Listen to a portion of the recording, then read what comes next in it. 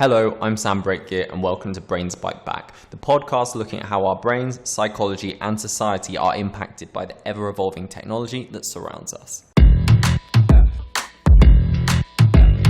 According to a recent report, ransomware hackers have shifted their focus onto businesses with a 235% increase in business threat detections, whilst consumer threat detections decreased by 24% in the last year. If you're a business, a ransomware attack is probably your worst nightmare. You get the message, you get the ransomware note on your screen, then what? Do you pay? How do you pay? Will you get your data back or systems back if you do pay?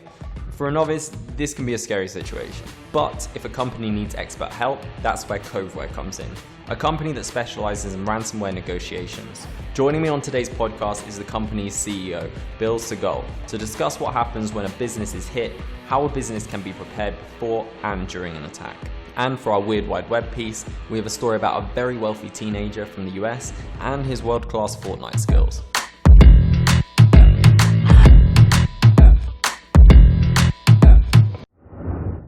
Well, let's get started then. I just want to start by saying thank you so much for joining me. I'm pretty sure there are probably hundreds, if not thousands, of companies being hit with ransomware attacks right now. You probably know better than I do. And you could be out there doing what you do best, but instead you're here with me, so I really appreciate that. No worries. Happy to. Would you be able to start by describing a little bit about yourself, about your industry, and Coveware? Sure. So, my name is Bill. I'm the CEO and co-founder of Coveware. My background is actually principally in financial technology, but mainly in early and mid-stage venture-backed companies. I've also done some short stints within the cybersecurity space before founding Coveware with my partner, Alex. We worked together about half a decade ago at one company, and my co-founder Alex also comes from the financial technology, but also the business continuity, disaster recovery industry as well. And we founded Coveware because we felt like there was really a big missing piece of the puzzle as it relates to the problem of ransomware. The first being that there was no data. When we kind of looked at how big of a problem ransomware was globally, all we found were surveys. And surveys, as I'm sure you're aware, can be biased. They're sentiment-based. And so we figured that's odd for as large of a problem as this is. You would think that there would be very accurate data. It would be kind of like if you were trying to solve the problem of car crashes and making cars safer. But instead of actually studying the car crash data, you just kind of asked folks how they thought cars should be made safer, which we didn't really think is a good solution. So we said, the only way to actually collect this data is to build an incident response company that helps firms and organizations that have been attacked by ransomware remediate their issue, and let's collect the data in the process. Let's aggregate as much of it as we can, and let's see what we can do with it. So that's what we did. The company's about a year and a half old now. We handle hundreds of ransomware cases inbound per week and from all over the globe. And what we've kind of found by aggregating that data over time is that we can really do three things with it. Number one, we can follow the patterns and try and give the next client that comes in the door a good understanding of what is likely to happen. Ransomware is very pattern driven. It's in any given week, it's the same threat actors using the same type of ransomware, getting into companies the same way, and the outcomes tend to be clustered in a pretty tight distribution. So when we see a type of ransomware in a threat actor in a new client, we can tell them this is likely to be the outcome. It'll take this long, it'll cost this much, and here's the data recovery rate that you can expect. And that's a lot of visibility to provide a company that's likely in kind of a state of panic. The second thing we do with our data is we publish research. So we put out a lot of information publicly on just best practices and trends that we're seeing. And we try and mix this, our kind of qualitative and quantitative data from cases with data from other security firms that have more technical information about malware and ransomware to put out, more comprehensive reports. Public consumption and public good. And then third, we provide an aggregated anonymized subset of our data to law enforcement every quarter. We want to do our part towards stopping this problem. And so sharing pertinent information with enforcement is a large part of that effort. And I suppose for our listeners that perhaps are lucky enough not to have ever been affected by ransomware, or are a bit unsure about what a ransomware attack is or how it differs from other kind of like cyber attacks, would you be able to explain a little bit about what happens when a business becomes a victim of a ransomware attack? Sure. So just to define a ransomware attack, ransomware is a type of cyber extortion. So it is financially, at least most of the time, financially motivated cybercrime. These groups are not out to damage a business. They don't really have any personal issue with the business or the business people, even though the attack can feel very personal. They are doing this because this is the way they earn money. It's a business to them. So when a company has experiences a ransomware attack, typically it involves the threat actor group getting into the company in some way, shape, or form, either through an unsecured remote access port or perhaps through a phishing email that installs remote access onto an employee's machine and allows them to get into the network. It typically involves the threat actor then wiping or encrypting the backups, if there are any, before then turning off any, antivirus or endpoint protection that would otherwise prevent the attack. They just turn it off and then encrypt all of your data. Then they leave behind a note and they wait for the victim company to contact them. And so the effect of this is, you imagine going into your office one day and every email you have is gone, every file you have is encrypted, your QuickBooks or your financial folders are all encrypted. You don't know how to contact your clients. You don't know how to invoice your clients. More or less, your business can be ground to a halt. So it's a very scary, very existentially, potentially damaging and risky incident to find yourself in, and it is not uncommon for companies to suffer, severe long-term damage to their businesses, or sometimes go out of business as a result of a ransomware attack that they can't recover from. And so, say for example, you are a business, and you, like you said, you walk into your office, whatever, everything's normal. Then you find a note, and you're like, that sinking feeling sinks in, and you realize your business has become a victim of ransomware. What is the first thing a business should do? So the first thing a business should do, or at least an employee should do, is contact their IT provider or contact their IT consultant. A lot of folks are there's a poll recently that a majority of employees are afraid to report that they found a ransom note on their machine, and you have to raise your hand and get professional help first. When you don't do that, two things happen. The potential for the problem to get worse goes up exponentially, and the business will just be down longer. So the first thing that anybody that sees a ransomware note on their machine should do is immediately stand up and find their IT support person or call their external IT support person and ask for help. In general, the first priority is to secure the network and to prevent the spread of ransomware. Securing the network typically involves changing all usernames and passwords, especially the administrative ones, potentially pulling the machines and the network down and offline, because it is not uncommon for these groups to come back in the middle of the incident if you don't do these things. And it's also common that the way that the threat actor group got in is actually a very common one, and that you don't want some other group coming in, a couple hours later. So securing the perimeter, securing the network so that no further damage can be done, isolating and powering down disconnected, affected machines from the network so that the spread of the ransomware can be halted.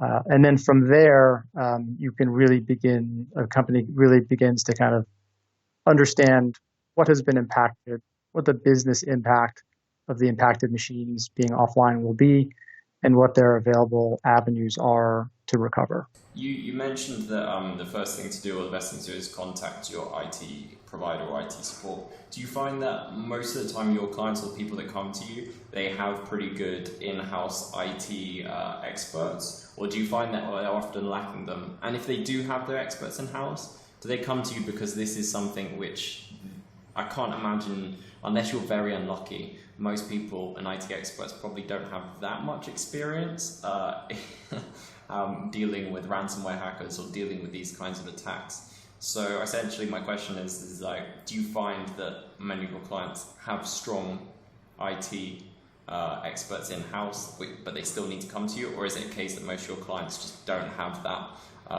knowledge or expertise in-house? Well, it really depends. We assist companies all up and down the spectrum of size. So we have companies that come to us that are, a sole practitioner dentist office that doesn't have any IT support, all the way up to major public multinational organizations.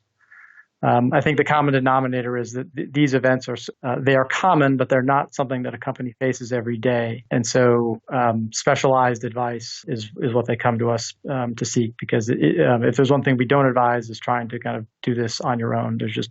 There's too many potholes to step in trying to do this on your own. When someone does give you a call, what is the first thing that you would do? How would you respond to a call from a client saying, Coveware, we need your help?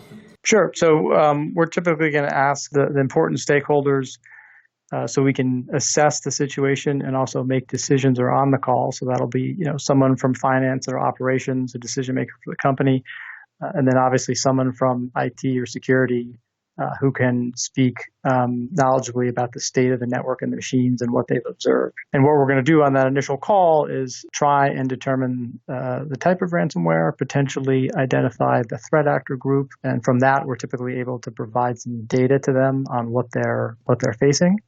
And then what we want to learn from them is what has been impacted, how many machines, what do those machines do, what are the available backups for those machines.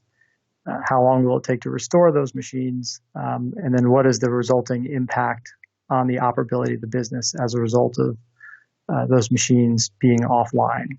And the kind of the goal is to set a strategy on how we are going to handle the recovery so as to minimize the downtime, minimize the cost, and maximize the odds of data recovery.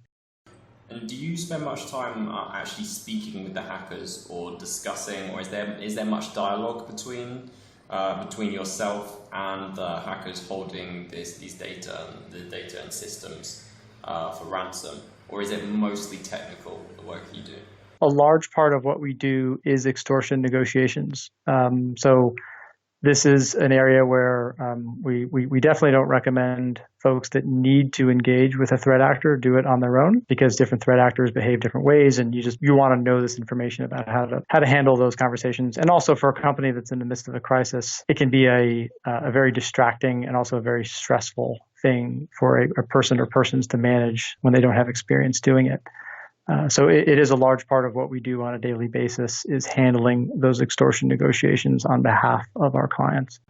That's pretty interesting. See, when I first heard about your company, I thought it was, I suppose I kind of maybe glorified the idea in my head when I think of negotiators, or certainly negotiators that deal with ransomware hackers. In my mind, I think I maybe watched too many films, Bill, because in my head I always think of it like how a hostage negotiator might negotiate with, I suppose, kidnappers or people that are taken hostage, and I see it as a real kind of high-octane, really thrilling kind of process. Is it anything like that, or is it pretty relaxed? Are the hackers generally pretty relaxed, normal people, or is it very kind of like intense? It can really run the spectrum. I would say the majority of the stress associated with handling these negotiations is really just the impact and the timing of the outcome of the negotiations on our clients. Most of our clients are in very urgent situations, like I mentioned, potentially existentially damaging if they can't recover, and so that obviously puts a great deal of pressure on us to handle the negotiations well. But that's our job. We're not out on the airplane tarmac with the radio, in the pouring rain. We're kind of just sitting behind computers typing. Yeah. So it's definitely a little less dramatic, and it's probably a little stressful, but it has its moments of stress. And do you use certain psychological tactics or techniques when you are negotiating with these hackers? We do. We use different techniques with different groups. One of the reasons that we aggregate all the data is so that we can look back at what has been successful and what has not been successful. And when we see tactics that have been successful, we try to reuse them, and obviously not make it known that we're reusing them. But we have a kind of a big playbook of tactics and techniques that we use depending on the situation and the threat actor. Would you be able to give an example? Is there anything that comes to mind, or anything that you use which I don't know might be interesting for listeners that you're able to share? Yeah, we keep this information pretty close to the vest. We assume that everything we publish is that they read it and listen to it, and we don't want to give them the advantage. No, I understand. But on a separate subject, from what you know of the industry, do you find that the majority of businesses give in to hackers' demands, or do they refuse to do business with these hackers?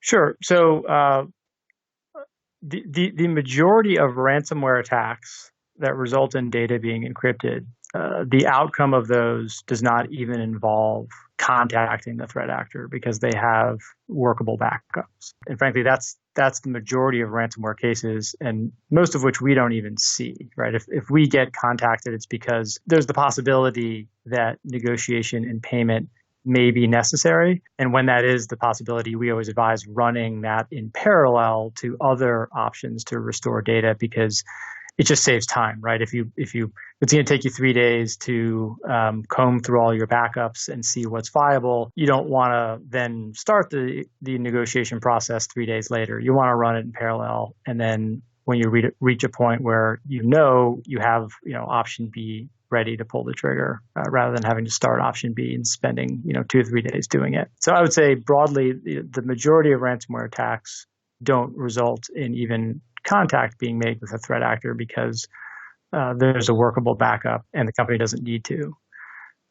With regards to cases that we handle that actually come to us where that's the possibility, I would say that it's the slim majority. Like, it's certainly over 50%, but it's not like 100% of the cases that we handle result in the company actually needing to make payment. If there's one thing that's really encouraging is I think that a lot of companies, when this first happens and they realize, especially when there's no backups, right? We see that a lot, where either they don't have backups, period, or the backups have been wiped or encrypted. When we set our strategy and get into our negotiations, we tell the company, listen, you need to start restoring and rebuilding systems and bringing things back online, because this may take it may take a day or two, or it may take longer. So you can't plan on snapping your fingers when we make the payment and your network is just restored. So start rebuilding, start getting machines back online. We recognize there's not going to be anything there, but people still need to email. People still need to start processing orders. So start rebuilding your business, and we're going to do this in parallel. And if there's one encouraging thing is, I think once companies get past the initial shock, they start realizing and contextualizing the business value of what's missing. And they start finding ways to either recreate the data from other places that they didn't know about, or realizing that potentially the business value of what's been lost isn't that critical, which is always great because it gives us more negotiating leverage to not pay when the business value of what they need goes down. But on the other end of the spectrum, we see our fair share of cases where the company is just rudderless. They have hundreds of employees that are idle. They have a warehouse that can't move product, and they tell us we will be out of business in 48 hours if we can't get back up and running, and we have no backup, so payments are only option. And so that happens as well. I suppose it's an expensive lesson as well. It's an expensive lesson regardless. I think it's regardless of how it goes. The former example I made or the latter. It's something that I don't think folks fail to remember as they bring their networks back up and hopefully change their security posture in the future. Well, hopefully, if they listen to this, then it's a wake-up call. Well, it's a valid point, because I think one of the issues with ransomware is that people, especially a lot of small businesses, assume that they're too small to be a target. They think, well, who would ever find me? I'm just some teeny little company here. Barely anyone even comes to my website. And that's really the wrong way to think about it. Ransomware actors are not after you by your business, by your person. They find you because of your security vulnerabilities are searchable. just like Google, right? And you're in a bucket of low-hanging fruit. It's easy to attack you. And if you're in that bucket, you're in that bucket, regardless if you're big or small. So you're on their radar, and it's really just a question of when, not if it happens. Have you ever encountered a situation where a victim has paid a ransom, but the hackers have not released the data or the systems? Of course. So statistically, it's unlikely, and we put these statistics out every quarter. And this may surprise folks, but I'll contextualize it. We look at two conversion rates when we look at when a ransom gets paid. The first is payment default, right? And that's pretty self-explanatory. You pay, and do you get a decryption tool back, or do they just walk off with your money? So globally, the payment default rate is only about 4%. Only about 4% of cases do they just out and out default and never actually send you any sort of decryption tool. The second conversion rate that we look at is, okay, you've paid, they've sent this tool over. Does it actually work, right? Does it actually decrypt your data? And the data recovery rate, I believe in Q2 was like 92%. So there is some slippage there. We do see file corruption, and that's actually principally done during the attack. So it's not that the decryption tool doesn't work, it's that the encryption process actually damaged the files so they couldn't be recovered. So it is common to have some data loss as a result of file corruption when an attack occurs. What do you think would happen if all companies refuse to deal with hackers? Yeah, so it's a really interesting academic question, and there's I think a very healthy debate going on, really globally right now on this topic. I think and I say academic because there are practical, just kind of power laws that intersect with these things. I think it is absolutely correct that if every single person decided that no one would ever pay a ransom ever again, and everybody adhered to that, then yes, cyber extortion would stop, because this is a business. It is a money-driven business. The practical reality of this, though, is and it's very difficult to kind of explain this until someone has been in the room or has been a victim. The practical reality is that no single business or organization is going to be the one that martyrs themselves for that cause.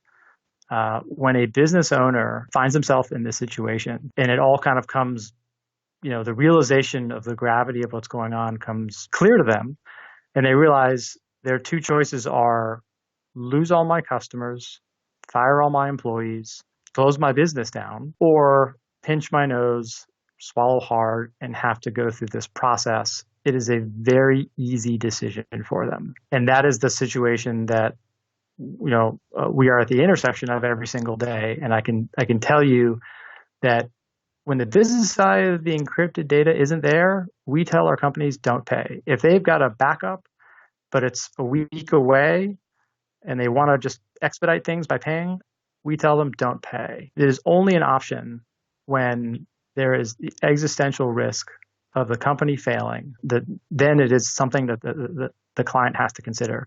And it is not a torn decision. It really isn't. The business, it's a very clear, it's almost like been through such great trauma. They're seeing the world and their priorities very clearly, and they understand the decision that they have to make, and it's not a hard decision for them to make in the moment.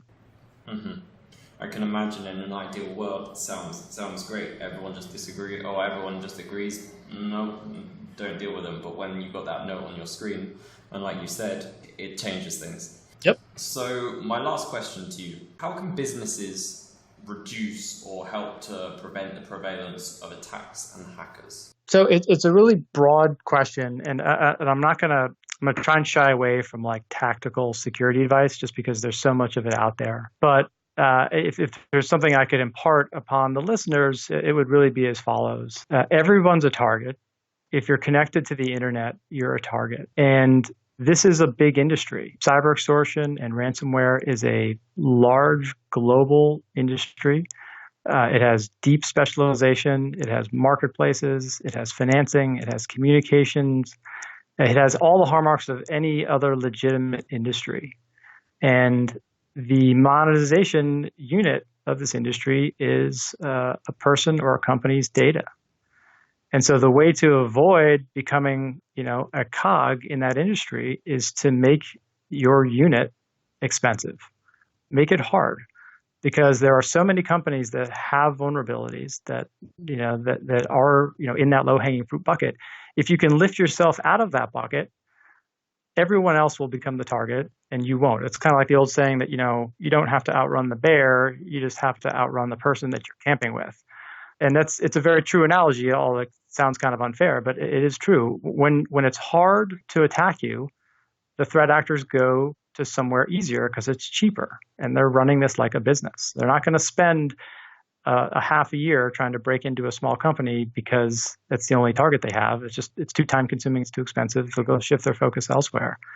So when you think about all the tactical security advice that's out there, just think about how to make it expensive, how to make it time consuming, how to make it hard for a threat actor to do damage to your organization, and then prioritize those, whatever those steps are. And off the top of my head, it's security awareness training for your employees, multi-factor authentication for any system that you care about, and properly partitioned backups. And if you can do a few of those things, you can keep your business safe. But overall, there's no substitute for investment at the end of the day. Most of the companies that at least the small ones that we deal with, they just haven't invested, and it all catches up to you. So, security is infrastructure.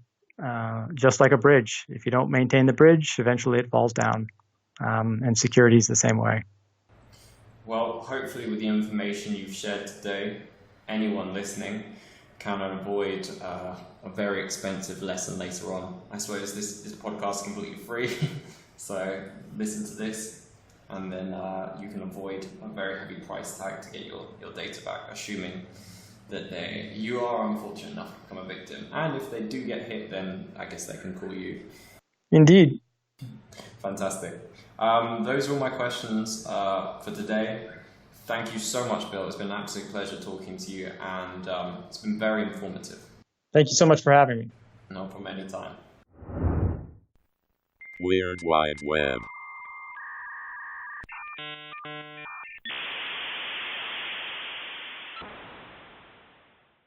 Like most teenage boys, I grew up playing video games, and I frequently heard, go outside, don't spend so much time playing Xbox, read a book. Essentially, it was the same message: spend less time playing video games and focus more on other productive tasks. Well, for one US teenager, this nagging is almost definitely a thing of the past. According to the BBC, 16-year-old Carl Giersdorf won a record-breaking $3 million to become world champion of the computer game Fortnite. So I suppose the next time someone tells Carl not to spend so much time on video games, they might feel like a fool when they see his new penthouse and Ferrari. Although, let's be realistic, he's a teenager and a hardcore gamer. So, like most teenagers in this day and age, that money's probably going straight back to Fortnite. That's our show. Thank you so much for listening. As always, you can find this podcast and all our other episodes at sociable.co. Thanks, bye.